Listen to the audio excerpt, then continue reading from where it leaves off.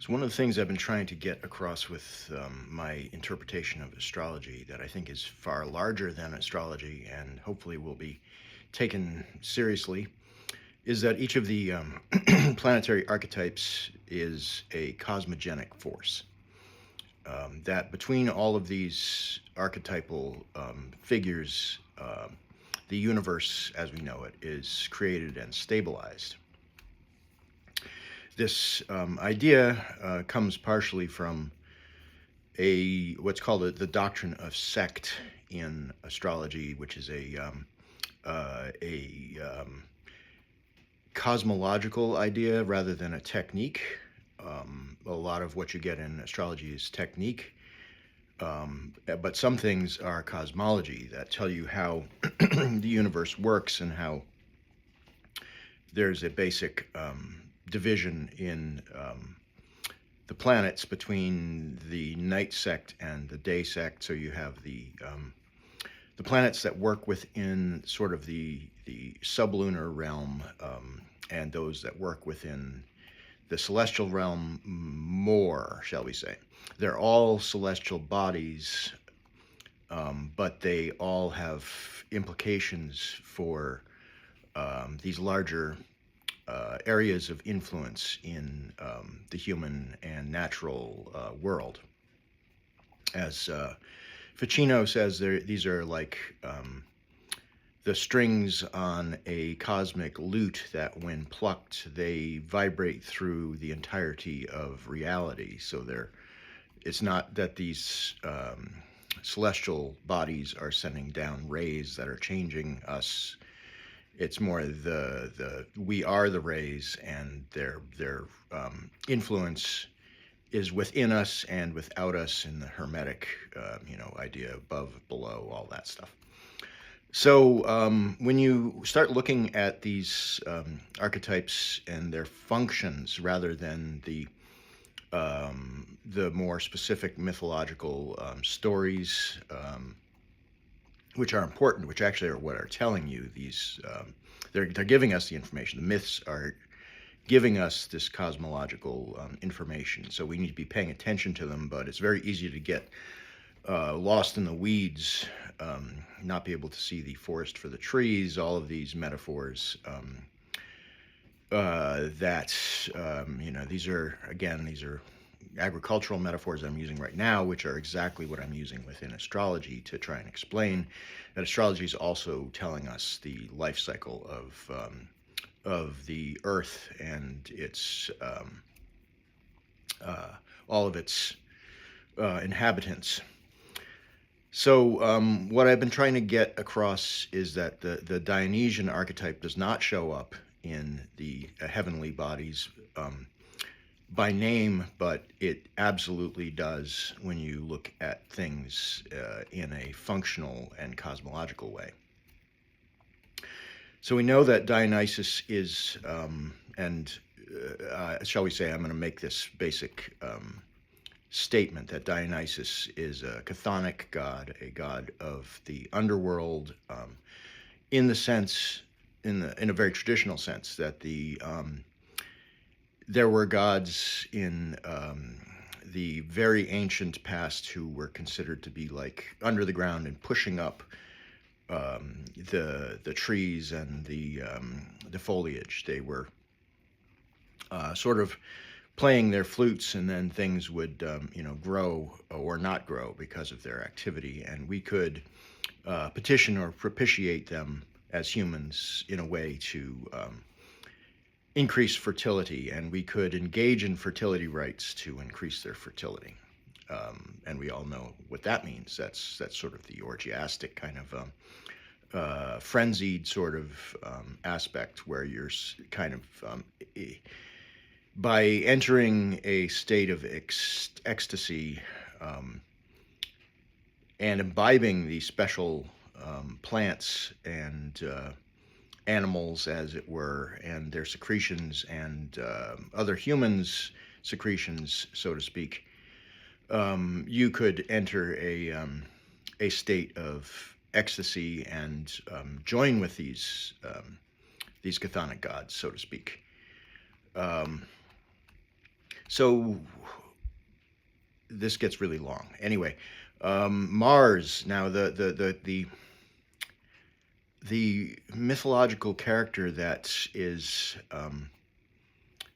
very hard to understand, I think, and has been naturally obfuscated and occulted in this framework is Mars. Um, the doctrine of sect, which divides the planets into two groups, it shows us that Mars is of this night sect. It belongs with the moon and with Venus, which is very interesting because this is probably the most masculine archetype within the pantheon of natural deities that the planets represent. Um, Mars, we are told, or we can sort of gather from Mars, the planet's movements. Mars is very similar to that of Earth in its speed. Mars is extremely bright and red. Mars retrogrades in ways that are not as harmonious as those of Venus, which Venus creates a five-pointed star pattern in the skies, and her periods very closely mirror those of the female gestation period. So the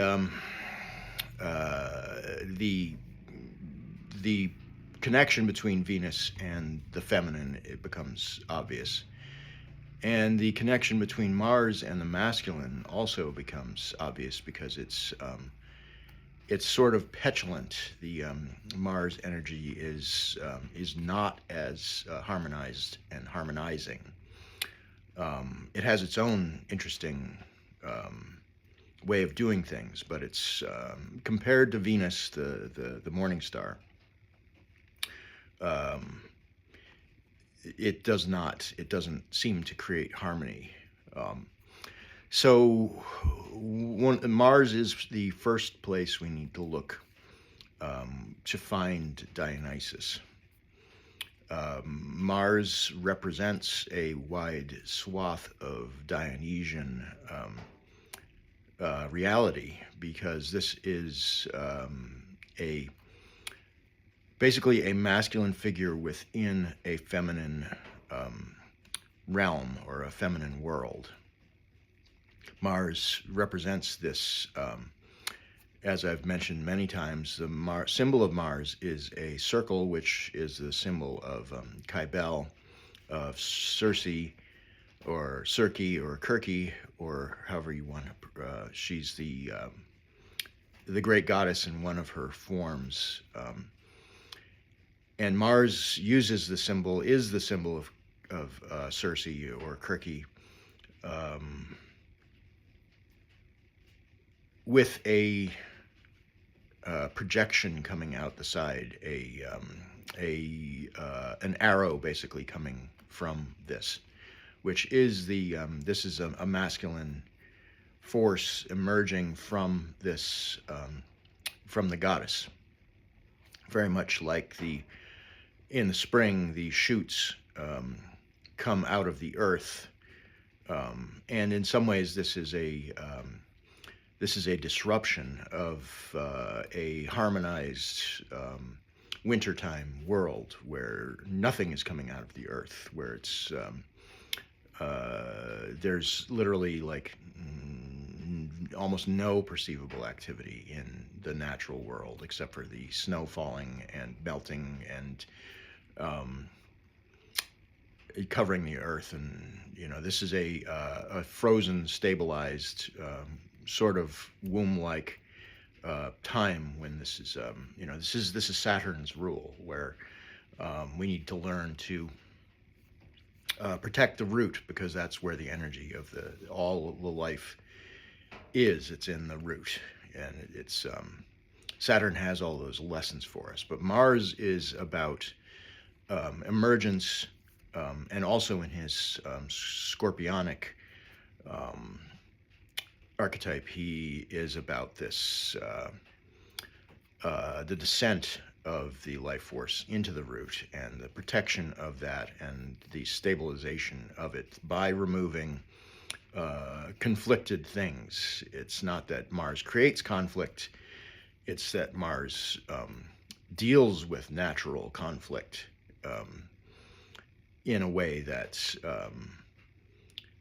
does not, allows the conflict to happen, because that's what moves our universe forward, is conflict and resolution, and Venus represents in many ways the resolution part of that. um, so this is now this is Dionysus, is this masculine energy within that feminized world that sort of acts as the pressure valve in this feminized world, in this in a place of darkness. This is a internal fire, so to speak, and it's also quite easily linked to the frenzy uh,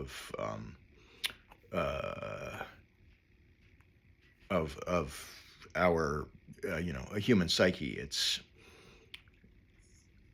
anger is the flip side. It's one side of this frenzy where we become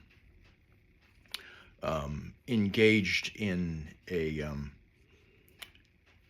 fight or a conflict, which requires that we take action. And if our Mars is not being fed, we will often allow those things to get past us, and that puts a wound in our psyche if we do that. And if we do not deal with the things that we need to deal with in a timely manner, we become traumatized. And as males, especially, we're put into a like the wolf who has been bitten on the neck by the alpha.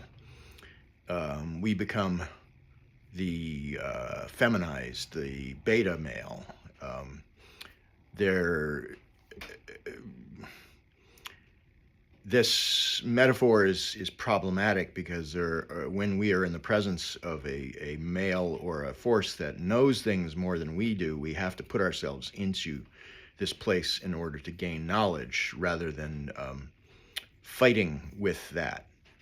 That's a very subtle, energetic dance that we need to perform in order to maintain masculinity and self-respect without putting ourselves in a place where we're just fighting those who would be able to teach us. But that's a little bit of a digression. But it's, in a way, it's not, because this is the masculine within the feminized world. When a male enters into a feminine, literally starts taking on feminine roles within a family, that male becomes endangered of being seen as feminized and losing his place of leadership within the female psyche. And this is due to modern, like, shall we say, a modern capacity for sublimation of these things.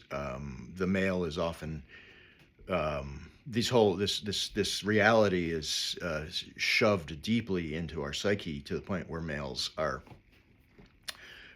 accept that it's virtuous to be bitten down on by their partner, and completely to accept a feminized role has become a virtue. And this idea goes far, far back into our history, where we have males who castrate themselves to demonstrate their subservience to the great goddess. So this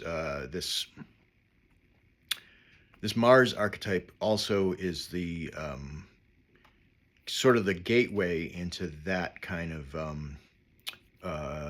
that sort of thinking, where we, the the world is created through a mother. This is obvious to anybody who sees how we are born, where how everything is born. It's we come into the earth through the mother. The fertility is incomprehensible to us, and it basically cannot be replicated in any way through artificial means. It can be isolated outside of a womb, but that still doesn't answer how and why that really happens, and it never will. Technology is in the process of trying to delude us into a place where we believe that it can, that they're omniscient and have all power to do everything, but that's not the case. And that too is a source of our willful abandonment of our masculinity and our understanding of ourselves as being the mirror of the goddess herself, but not subservient to a feminized world. We cannot allow ourselves to fall into this trap, and this trap is all around us at all times. The relationship between the masculine and the feminine forces within our own psyche is so incredibly convoluted by this point that we desperately need to move back to something that makes sense and is simpler, but is not a cartoon version of polarity, which is what 99% of the people out there who are talking about polarity want us to do, where the male simply seizes the reins of everything and the woman becomes completely docile and completely a cartoon of a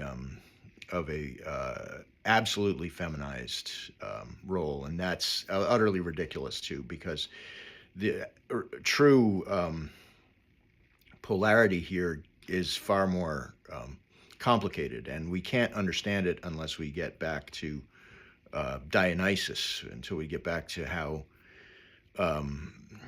Dionysus has basically been tamed and brought into cartoonish archetypal ideas. Like, as I've mentioned, Mars is a lot of this Dionysian territory. But going into ancient times, the Dionysian archetype has become equated also with wine and inebriation and the orgiastic parts of these feminine rites. And the celebration of this fertility is in itself a trap for this masculine force.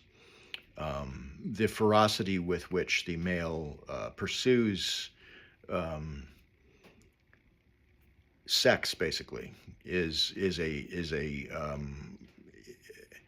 absolutely a cornerstone of our reality, but it's also obviously a trap, as we see with what the pornographic nature of a lot of our reality, what that does to men in the way that it utterly entraps them. And I like to remind people of the myth of Artemis, one of them actually, that in which the great goddess is bathing in the woods, and a hunter happens to come along and see her, and he peeps upon her and he watches her, and as retribution for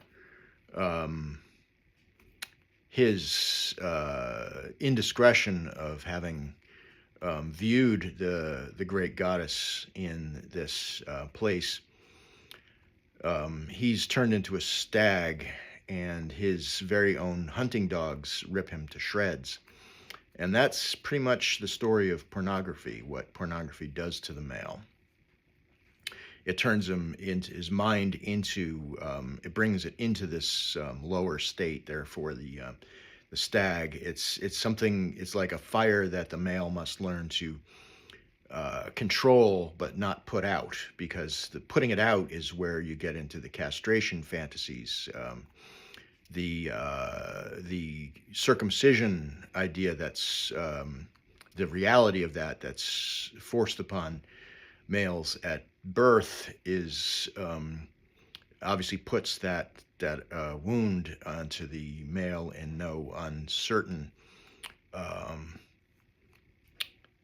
way. This is a clear warning of the of an entire way of being, that we can't over, stress the importance of that. We also can't fall into a place where we become entirely a victim of that trauma. If we're going to spend all our time putting ourselves in that position of the victim, we need to pull ourselves out of that and understand that it's a trauma. And especially the masculine archetype cannot be in a place of victimhood. That is immediately destroys masculinity. So I hope this is useful to people. If you're interested in going down this path of finding Dionysus in astrology and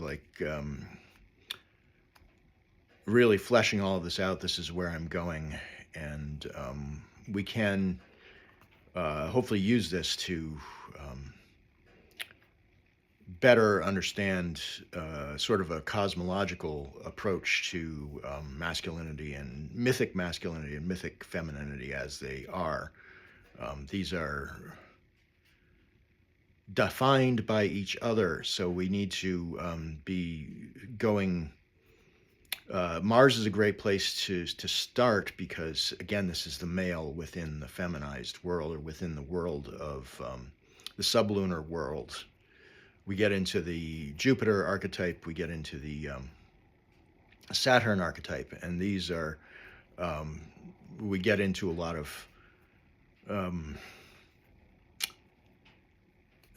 disconnected and problematic ideas for the male within those realms as well.